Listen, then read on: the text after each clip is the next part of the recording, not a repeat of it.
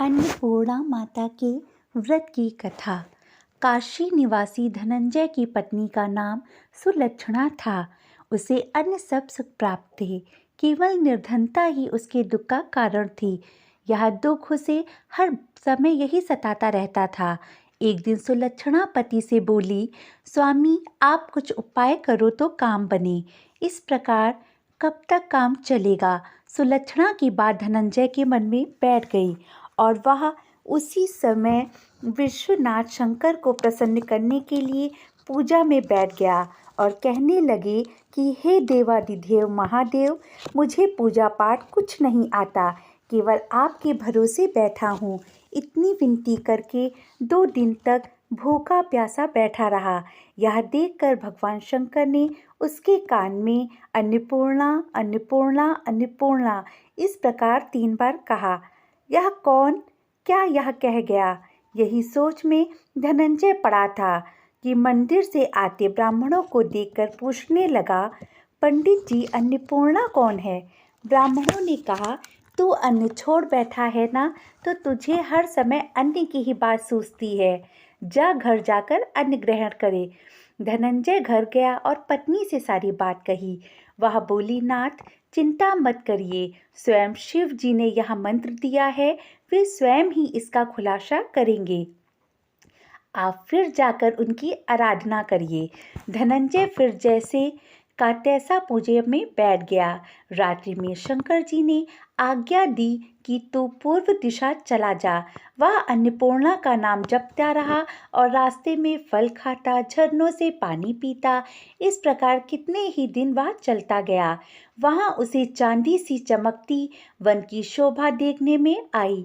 सुंदर सरोवर देखने में आया।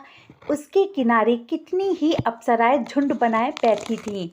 एक कथा कहती थी और बाकी सब अन्नपूर्णा माँ अन्नपूर्णा इस प्रकार बार बार कहती थीं। अगहन मास की उजियारी रात थी और आज से ही इस व्रत का आरंभ था। जिस शब्द की खोज करने वह निकला था, वह उसे वहां सुनने को मिला। धनंजय ने उसके पास जाकर पूछा, हे देवियों, आप क्या कर रही हो? उन सब ने कहा, हम माता अन्नपूर्णा का व्रत कर रहे हैं। इस पर धनंजय ने फिर पूछा, व्रत करने से क्या होता है? यह कैसे किया जाता है? यह किसी ने किया भी है कि नहीं? इसे कब किया जाए? कैसे व्रत करना चाहिए? उसकी विधि बताइए। वे कहने लगी, इस व्रत को कोई भी कर सकता है। 17 दिन तक 17 गांठ का सूत्र लेना चाहिए। 17 दिन यदि ना बने तो 1 दिन उपवास करें। यह भी ना बने तो केवल कथा सुनकर प्रसाद लें। निराहार रहकर कथा कहें। कथा सुनने वाले कोई ना मिले तो पीपल के पत्ते को रख सुपारी या कुमारी गुवार पाठा वृक्ष को सामने कर, दीपक को साक्षी कर, सूर्य, गाय, तुलसी या महादेव को बिना कथा सुनाए मुख में दाना ना डालें। यदि भूल से कुछ पड़ भी जाए तो 1 दिवस फिर उपवास करें।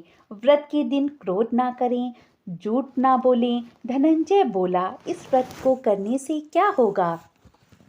वे कहने लगी, इसके करने से अंधे को नेत्र मिले, भूखे को अन्न मिले, निर्धन के घर धन आए, बांझी को संतान मिले, मूर्ख को विद्या आए।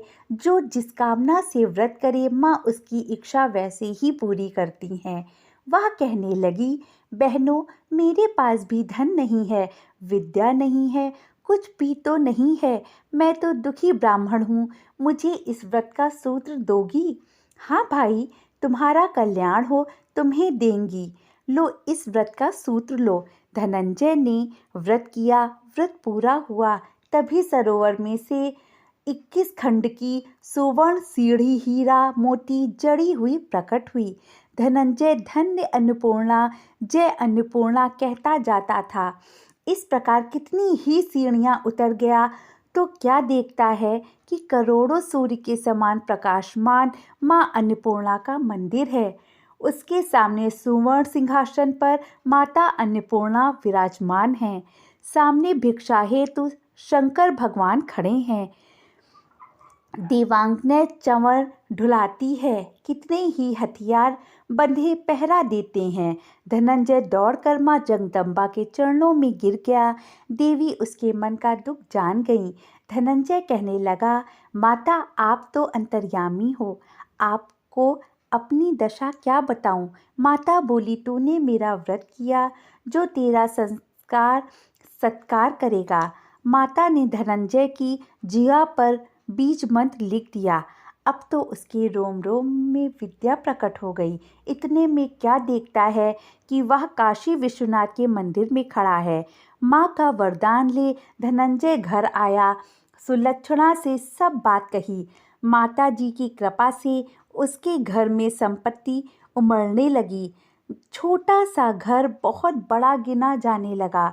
जैसे शहद के छत्ते में मक्खियाँ जमा होती हैं, उसी प्रकार उसके सगे संबंधी आकर उसकी बड़ाई करने लगे। कहने लगे, इतना धन और इतना बड़ा घर, सुंदर संतान नहीं तो इस कमाई का कौन भोग करेगा। सुलक्षणा की संतान नहीं थी, इसलिए तुम दूसरा विवाह करो।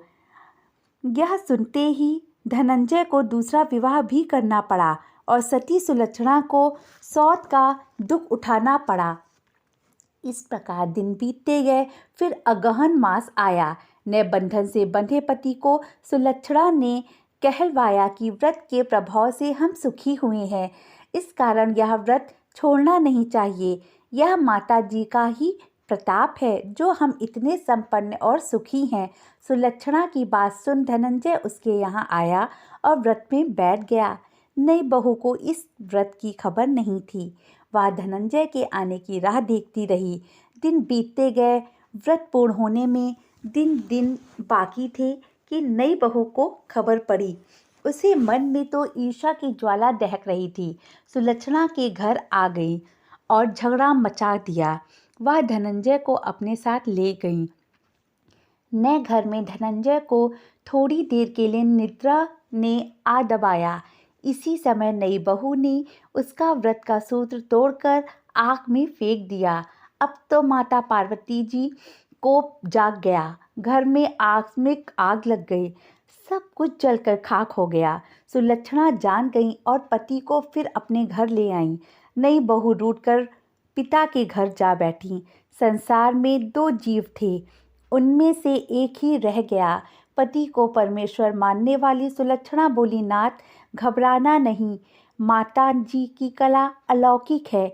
पुत्र कुपुत्र हो जाता है पर माता कुमाता नहीं होती। अब आप श्रद्धा और भक्तिपूर्वक आराधना शुरू करिए, वे ज़रूर हमारा कल्याण करेंगे। धनंजय माता के पीछे पड़ गया। फिर वहीं सरोवर सीढ़ी प्रकट हुई। उसमें धनंजय अन्नपूर्णा माँ कहता उतर चला। वहाँ जा माता जी के चरणों में रोने लगा। माता जी प्रसन्न हो बोली, यह मेरी स्वर्ण की मूर्ति ले, इसकी पूजा करना तो फिर सुखी हो जाएगा।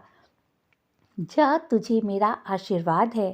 तेरी स्त्री सुलक्षणा ने श्रद्धा से मेरा व्रत किया, मैंने उसे पुत्र दिया है। धनंजय ने आँख खोली तो खुद को काशी विश्वनाथ की नगरी में पाया। वहाँ से फिर उसी प्रकार घर को आया।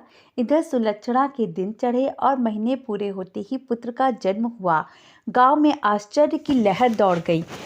मानता आने लगी। इस प्रकार गांव के निसंतान सेठ के पुत्र होने से उसने माता अन्नपूर्णा का सुंदर मंदिर बनवा दिया।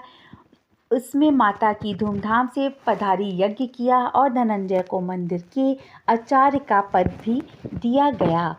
जीविका के लिए मंदिर की दक्षिणा और रहने के लिए बड़ा सुंदर घर बनवा दिया। धनंजय स्त्री पुत्र सहित वहाँ रहने लगा। माता जी की जलथोड़ी में भरकर आमदनी होने लगी। उधर नई बहू के पिता के घर